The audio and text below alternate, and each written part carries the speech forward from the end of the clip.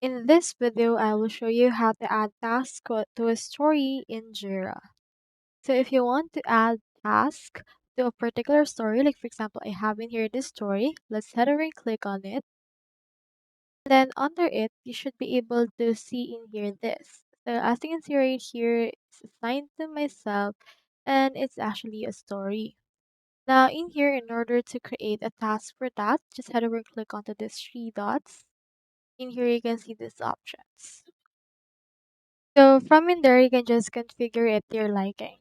Other way to go around it is to click onto this plus icon and then click onto this linked issues.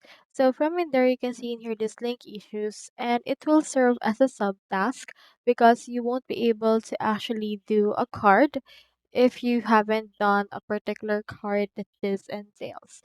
So it serves as a work item and a substacks in a particular context. So that's all there is today, and I hope this video helped you out.